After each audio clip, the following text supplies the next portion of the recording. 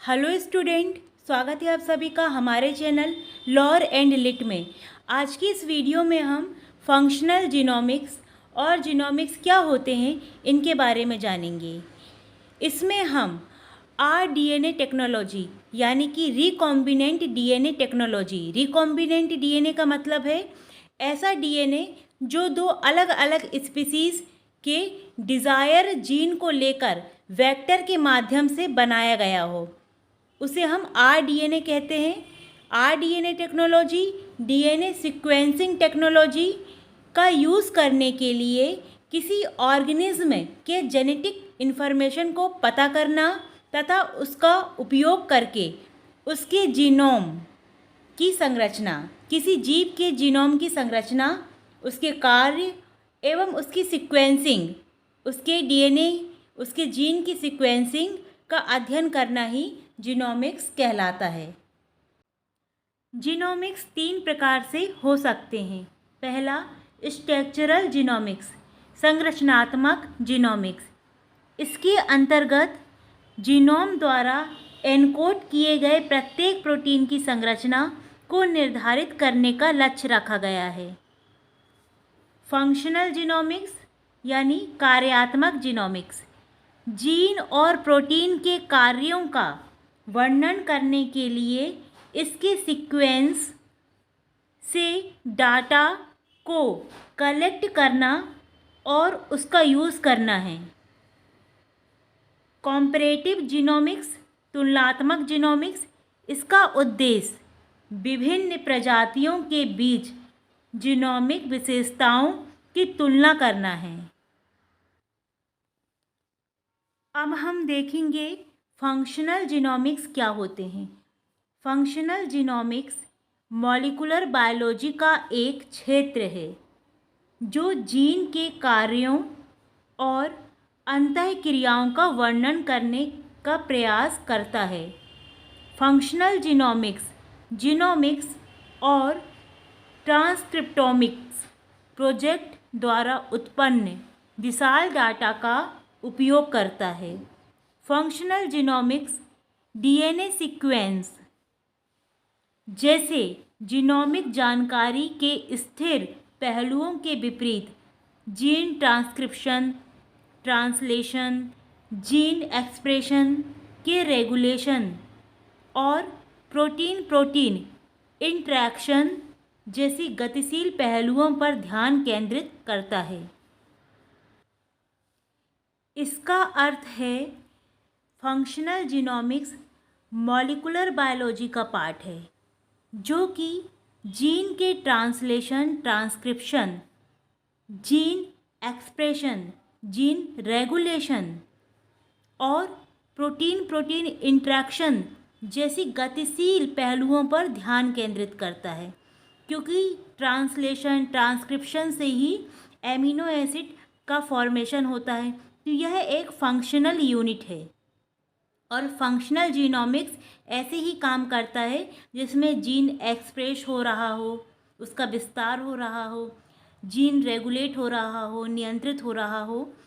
ये सारे काम फंक्शनल जीनोमिक्स के होते हैं और ये सारी चीज़ मॉलिक्यूलर बायोलॉजी में आती हैं। Transcription, translation, gene expression, regulation, protein protein interactions आदि।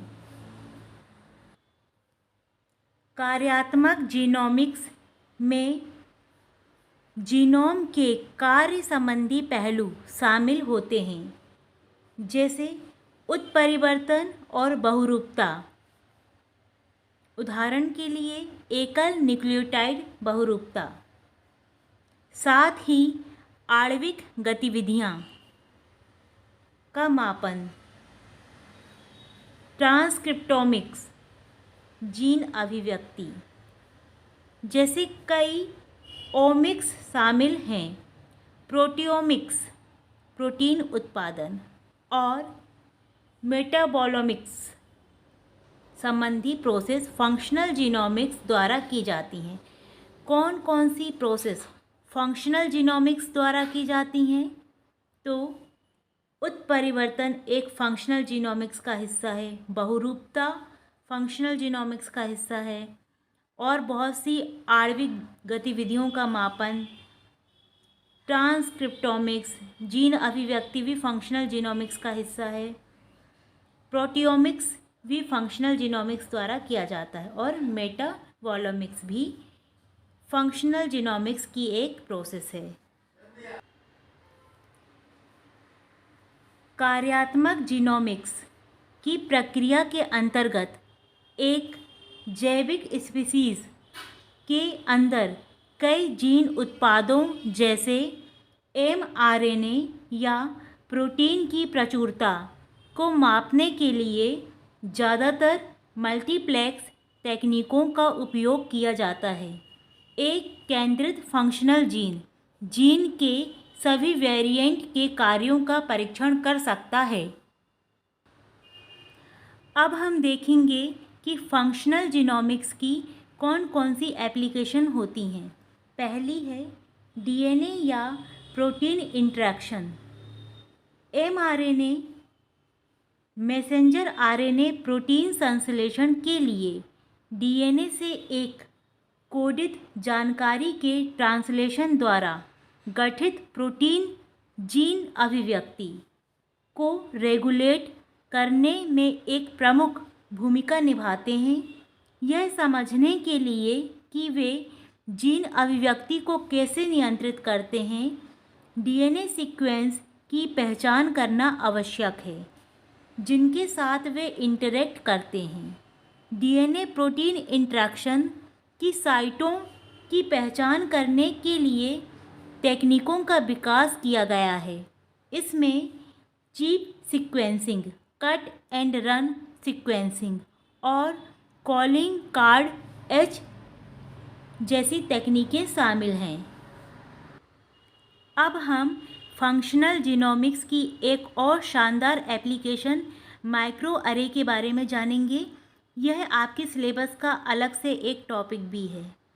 माइक्रो अरेज अर्थात डीएनए माइक्रो अरेज, यह एक स्पीशीज में mRNA की मात्रा को मापते हैं जो कि किसी दिए गए जीन या प्रोब डीएनए सीक्वेंस से मेल खाती है।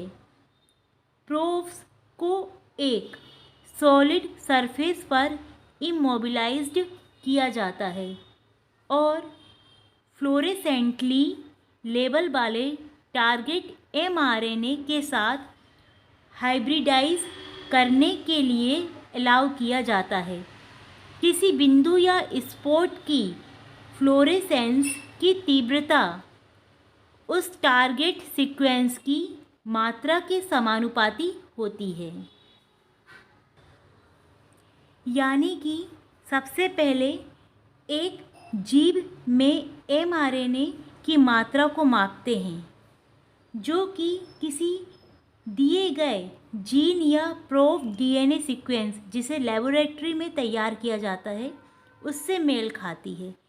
किसी जीव के mRNA की मात्रा को मापने के बाद जो लेबोरेटरी में प्रोब डीएनए सीक्वेंस है उसके साथ इसे मिलाते हैं।